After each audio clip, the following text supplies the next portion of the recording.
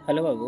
आज जो monthly test coaching में हुआ था उसका एमसीक्यू क्वेश्चन जितना दिया था क्वेश्चन पेपर में उसका यहाँ से आंसर मिला सकते हैं और आप लोग अपना अपना देख सकते हैं कि किनका कितना सही था।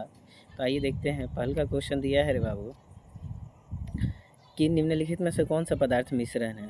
तो आपको मिश्रण यहाँ पर वायु हो जाएगा। इसका आंसर क्या हो जाएगा? वायु हो जाएगा। अगला क्वेश्चन कह रहा है कि निम्नलिखित में से कौन सा कण आवेश रहित होता है, यानी कि जिस पर कोई भी चार्ज नहीं होता है, ना पॉजिटिव ना ही निगेटिव। तो वो कौन सा कण हो जाएगा? तो वो कण हो जाएगा आपका न्यूट्रॉन हो जाएगा। क्या हो जाएगा? न्यूट्रॉन हो जाएगा। अगला क्वेश्चन देखिएगा।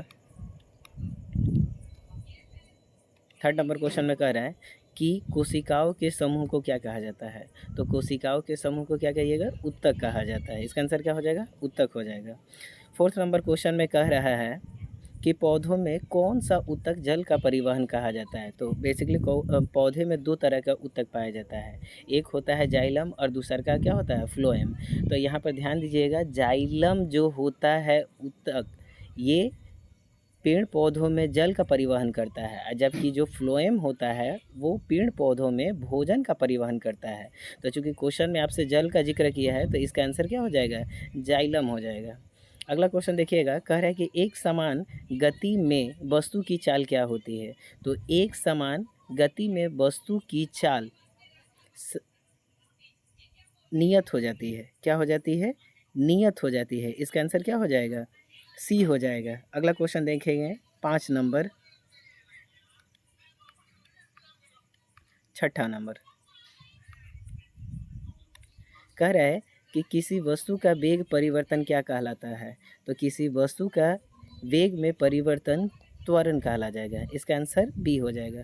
अगला क्वेश्चन कह रहा है कि एक निश्चित द्रव्यमान की वस्तु में परिवर्तन के लिए आवश्यक बल को क्या कहा जाता है। मान लीजिए कि ये यहाँ पर एक ईंटा सा है।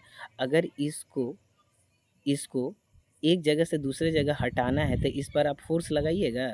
तो वही चीज़ कह रहा है कि क्वेश्चन में जिस प्रकार से बोला है कि एक निश्चित द्रव्यमान की वस्तु में परिवर्तन के लिए बल को क्या कहा जाता है। तो उस बल को हम क्या कहते हैं? न्यूटन कहते हैं। क्या कहेंगे उसको?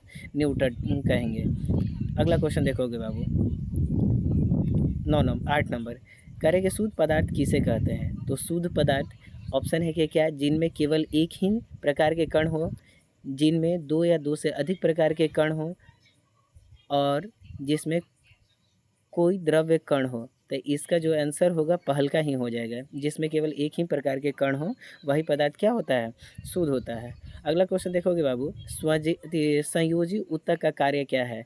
तो संयोजी ऊतक का कार्य क्या है? तो देखिए ऑप्शन फर्स्ट नंबर में कह रहा है कि शरीर का आकार बनाता है। हाँ, ये तो बात है बाबू। कोशिका से, संयोजी ऊतक से शरीर का आकार भी बनता है। दूसरा का ऑप्शन देखेंगे, शरीर की सुरक्षा भी करता है। हाँ, ये भी बात सत्य है कि यह शरीर की सुरक्षा भी करता है और साथ में ये संचार का भी कार्य करता है। तो इस तरह से आपका ए होगा, बी होगा, सी हो गया, यानी कि इसका ऑप्शन नंबर डी सही हो जाएगा। अगला और आखिरी 10वां नंबर क्वेश्चन कह रहा है कि एक वस्तु का त्वरण शून्य होगा। एक वस्तु का त्वरण शून्य होगा किस स्थिति में? यदि इसकी चाल नियत हो, इसकी चाल परिवर्तित हो, इसका वेग नियत हो, इसका वेग परिवर्तित हो। इसका आंसर क्या होगा? तो ध्यान दीजिएगा, इसका आंसर नियत हो जाएगा। इसका आंसर क्या हो जाएगा? नियत हो जाएगा। तो यहाँ पर देखिएगा वस्तु का एक वस्तु का त्वरण शून्य होगा तो नियत कौन सा होगा? क्या इसकी चाल नियत होगी? तो जी हाँ, इसका चाल ही नियत हो जाएगी। तो इस प्रकार आप लोग अपना अपना कमेंट करके बता सकते हैं कि किनका कितना एमसीक्यू को में क्वेश्चन सही है। थैंक यू, धन्यवाद।